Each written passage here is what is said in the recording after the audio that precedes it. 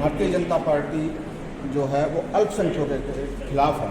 Sir, आप अपना पूरा नाम बताएं, क्या पद है आपके पास और यहाँ क्या कर रहे हैं बीजेपी में, क्योंकि मुस्लिम देखा गया तो बीजेपी के तो खिलाफ है। आपके सभी दर्शक जो है उनको मेरी तरफ से नमस्कार, सलाम और राम राम। सर, राम राम कैसे बोल दिया? राम राम तो बोलना ही नहीं होता।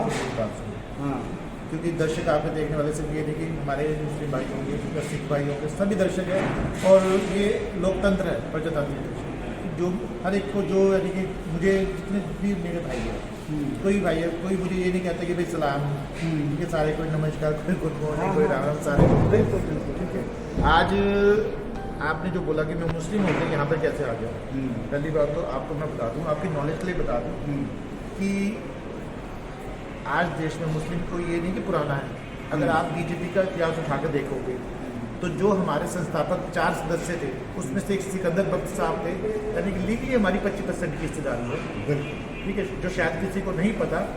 लेकिन कांग्रेस ने ऐसी बातें बोल कर, क्योंकि हमारा समाज जो है, और आज हमारे समाज की बात नहीं हो रही, पूरे देश की बातचीत हो रही है, क्योंकि हमारे देश के प्रधानमंत्री सिर्फ मुस्लिम समाज की बात नहीं करते, वो 140 करोड़ लोगों को साथ लेके बातचीत करते हैं, ठीक है। और हमें भी आज ऐसी बातचीत आप पत्रकार महोदय के माध्यम से करनी चाहिए कि हम अपने देश की बातचीत करें, अपने प्रदेश की बातचीत करें, ना कि हम जिलों में या फिर खंडों में बने। सर, कहने वाली बात ये है कि मुस्लिम जो समाज है वो बिल्कुल जो है बीजेपी से अलग है, क्या मानते हैं? क्या ऐसा नहीं है, मैंने आपको पहले बताया कि इसके संस्थापक सदस्यों में से एक हमारे सिकंदर बख्श साहब थे, और ये बाय डिफॉल्ट है कि मेरा नाम भी सिकंदर सलमानी है। मैं प्रदेश में महामंत्री हूँ अल्पसंख्यक मोर्चा हरियाणा से, और मैं अब से नहीं, बचपन से ही संघ परिवार से हूँ और पढ़ा लिखा हूँ। अगर क्वालिफिकेशन की बातचीत करेंगे तो मैंने MA LLB कर रखी है, MBA भी की। और अगर ऐसा आपको लगा, क्योंकि आप लोगों को दिखते नहीं है, क्योंकि हम लोगों को राजनीति से दूर रखा जाता है, क्योंकि पता है कहीं ना कहीं अगर इन लोगों को राजनीति समझ में आ गई तो इनके अंदर लीडरशिप बिल्ड होगी। सर, वो लोग कौन है जो मुस्लिम ही है? मतलब मुस्लिम और आप कौन है? मुस्लिम में क्या फर्क है? आज तक कांग्रेस ने क्या हुआ, एक अशरफी समाज था मुस्लिम समाज, ठीक है, उन लोगों को लीडर बना के बाकी दूसरे मुसलमानों के ऊपर थोप दिया।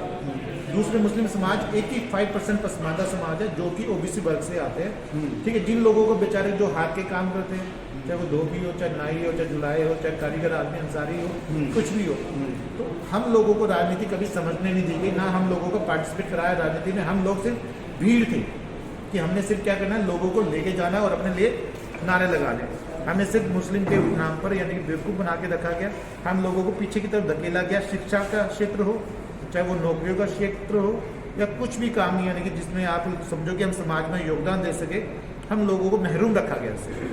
अच्छा, तो अभी मतलब जब बीजेपी आने के बाद ये कैसे रुझान बढ़ा? मतलब इन हकों के बारे में पहले नहीं पता था या आप ज़्यादा जागरूक हुए हैं? देखिए, समाज जब भी शिक्षा आती है, अगर आपको जान के हैरानी होगी, ये समाज की अगर मैं बातचीत करूँ, अगर हमारे प्रधानमंत्री मुस्लिम विरोधी होते तो क्या UPSC में हमारे 51 बच्चे आते? नहीं, कभी नहीं आ सकते, कभी नहीं आते, कभी भी नहीं आते ना। नहीं आते। तो 51 बच्चे वो बच्चे हैं जिन्होंने शिक्षा को समझा। आज अगर बातचीत करूँ मुस्लिम समाज पाकिस्तान के बाद और इंडिया में, यानी UP के बाद कहीं पर सबसे ज़्यादा जो बहुल एरिया माना जाता है मेवात, ठीक है, जहाँ से हरियाणा से मुसलमानों को जोड़ के देखा जाता है, वहाँ 80% लोग मुस्लिम हैं, ठीक है। और आपको जानते हैरानी होगी, वहाँ 37 जेई लगे, जो माँ बाप अपने बच्चों को पढ़ाने से महरूम रख रहे थे, क्योंकि पता है आप हो या मैं हूँ, हमारे पास अगर नौकरी लगवाने के 10-15-20 लाख नहीं होंगे तो हम अपने बच्चों को पढ़ा लिखा के क्या करेंगे?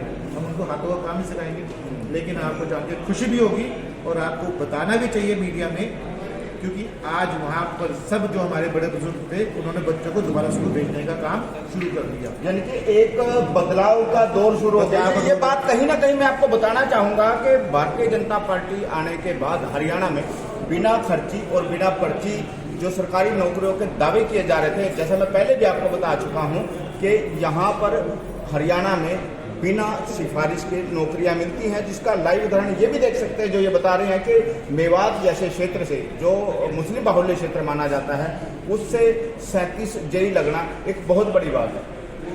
सर, इतनी दूर भी मत जाओ, ये रहा 18 किलोमीटर दूर पर हमारा बड़ौदी पुल, ठीक है। रात के अंधेरे में हमने तो देखा है, हमारी रिश्तेदारी UP थी, हम रात को जाने से भी घबराते थे। हाँ, बिल्कुल जाते हैं, ठीक है। और अगर रात को मेरी मम्मी और मेरे भाई वहाँ से रात को 2 बजे लौट कर आए शादी अटेंड करके, तो क्या ये सेफ्टी नहीं है? ये बिल्कुल से ये यानी मुसलमानों के लिए सेफ्टी है? नहीं, सब अगर के बातचीत करूँ आयुष्मान योजना की, क्या सिर्फ मुसलमानों के लिए है?